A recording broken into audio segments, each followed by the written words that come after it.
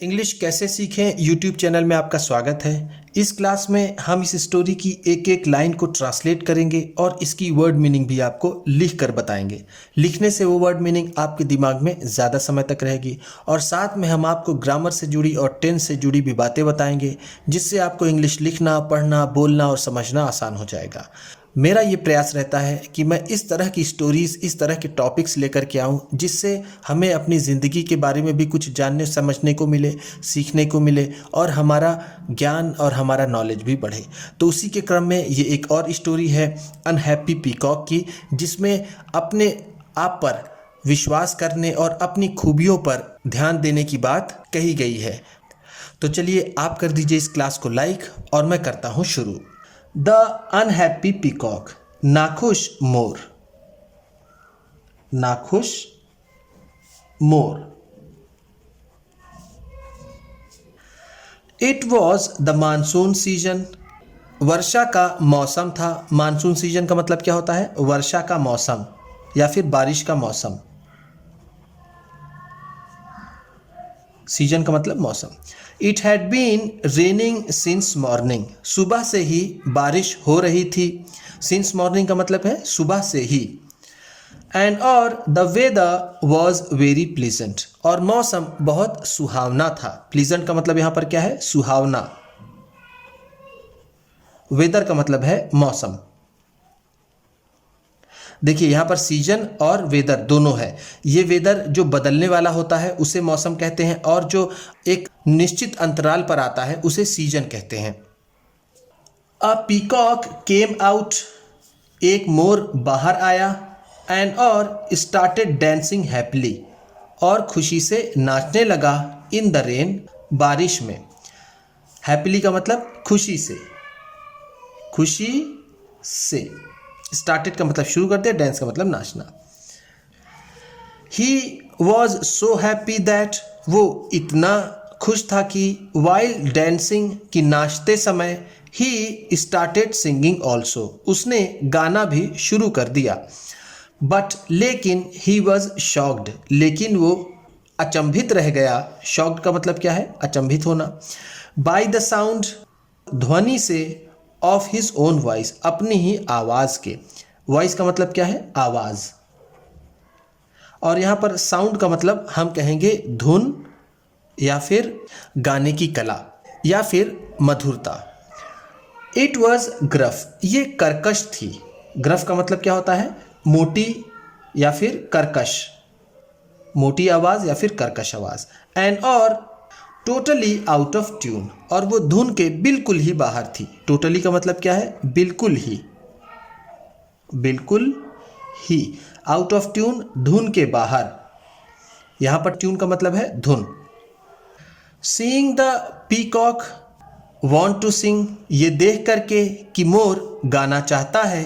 अ nightingale sitting nearby, एक बुलबुल पास में बैठी हुई थी। स्टार्टेड सिंगिंग फॉर हिम, उसके लिए गाना गाना शुरू कर दिया। नियर बाई का मतलब क्या है? पास में। स्टार्टेड शुरू कर दिया, सिंगिंग का मतलब गाना, फॉर हिम उसके लिए। हियरिंग द नाइटेंगल्स स्वीट वॉइस, बुलबुल की मधुर आवाज़ को सुन करके। स्वीट वॉइस का मतलब क्या है? मधुर आवाज़। मधुर आवाज़। एंड और मेलोडियस सॉन्ग, सुरीला गीत। मेलोडियस का मतलब क्या है? सुरीला। उसकी मधुर आवाज़ और सुरीले गीत को सुन करके द पीकॉक्स फेस टर्न पेल, मोर का चेहरा पीला पड़ गया। टर्न पेल का मतलब क्या है? पीला पड़ना। पीला पड़ना। एंड और हिज आईज स्टार्टेड वाटरिंग, और उसकी आंखों में पानी आने लगा। वट हैपेंड डियर पीकॉक, प्रिय पीकॉक क्या हुआ? वट हैपेंड का मतलब है क्या हुआ। Why have you started crying, तुमने रोना क्यों शुरू कर दिया? क्राई का मतलब क्या है? रोना। आस्क द नाइटेंगल, बुलबुल ने पूछा। आई ओनली स्टार्टेड सिंगिंग, मैंने सिर्फ इसलिए ही गाना शुरू किया। सो ताकि यू कुड डांस, ताकि तुम नाच सको। एम आई डिस्टर्बिंग यू, क्या मैं तुम्हें डिस्टर्ब कर रही हूँ, परेशान कर रही हूँ? ओह नो डियर नाइटिंगेल, अरे नहीं प्यारी नाइटिंगेल। सॉब्ड द पीकॉक, मोर ने सिसकते हुए कहा। सॉब, सॉब का मतलब होता है सिसकना। It is just that your sweet and melodious voice, बस ये तुम्हारी मधुर और सुरीली आवाज़ थी। रिमाइंडेड मी, जिसने मुझे याद दिला दिया। रिमाइंड का मतलब होता है याद दिलाना, याद दिलाना, किसी से याद दिलाई। Of my own gruff voice, मेरी कर्कश आवाज़ को। वाइल एवरीबडी अडोर्स मी, जबकि सब मेरी प्रशंसा करते हैं। अडोर्स का मतलब क्या है? प्रशंसा करना या फिर तारीफ करना। फॉर माई ब्यूटिफुल बॉडी, मेरे सुंदर शरीर की। एंड टेल, और पूंछ की, मेरे सुंदर शरीर और पूंछ की सभी मेरी प्रशंसा करते हैं। They make fun of me, लेकिन वो मेरा मजाक उड़ाते हैं। Whenever I try to sing, जब भी मैं गाने की कोशिश करता हूँ। वेन एवर का मतलब है जब भी। अभी देखिए मैंने बीच में लेकिन बोला, लेकिन यहाँ पर बट लिखा नहीं हुआ है। कैसे लेकिन हुआ? इस कॉमा की वजह से। इस कॉमा का मतलब होगा यहाँ पर लेकिन। हाउ आई विश, मैं कितना चाहता हूँ कि I had a beautiful voice like yours, कि मेरी आवाज़ तुम्हारी जैसी हो। विश का मतलब क्या है? इच्छा करना या फिर कामना करना।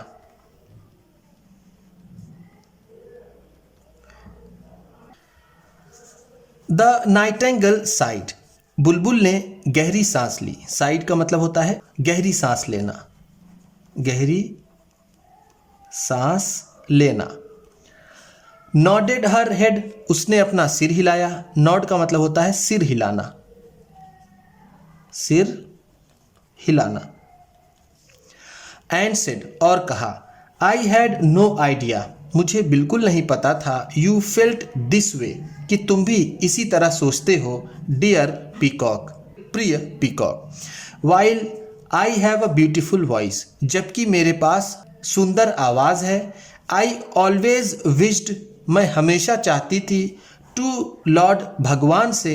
दैट की I also had the strength of the eagle, कि मेरे पास भी चील जैसी ताकत हो जाए। बट, लेकिन। That is not to be, लेकिन ऐसा होने वाला नहीं है। The wise owl was listening to the conversation, इस बातचीत को एक समझदार उल्लू सुन रहा था। कन्वर्सेशन का मतलब क्या है? बातचीत। वाइज का मतलब समझदार या फिर बुद्धिमान, विद्वान कह सकते हैं। वॉज लिसनिंग, सुन रहा था।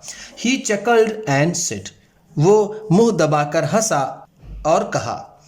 चकल का मतलब क्या है? मुंह दबाकर हंसना, मुंह दबाकर हंसना।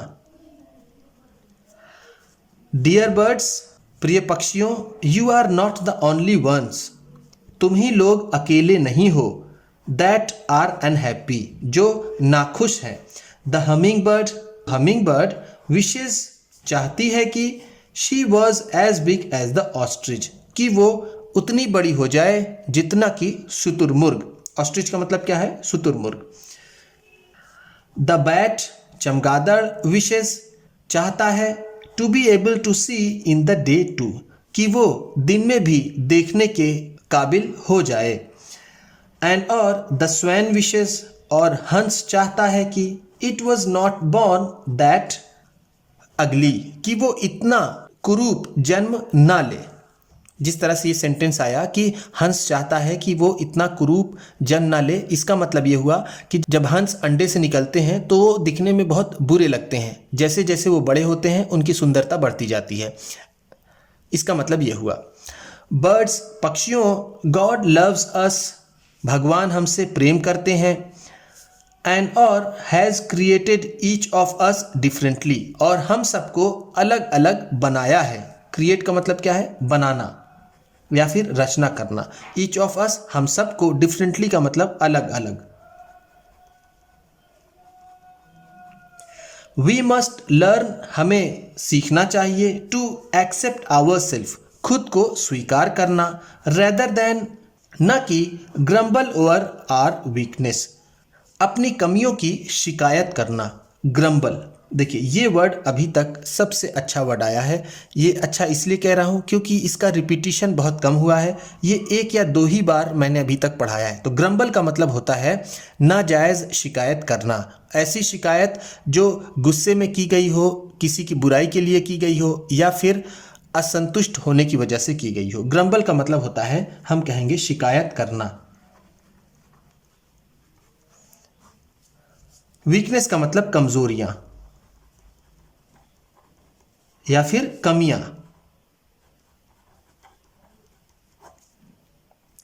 हमें अपने आप को स्वीकार करना चाहिए, न कि अपनी कमजोरियों की शिकायत करनी चाहिए। रेदर देन का मतलब होगा न कि।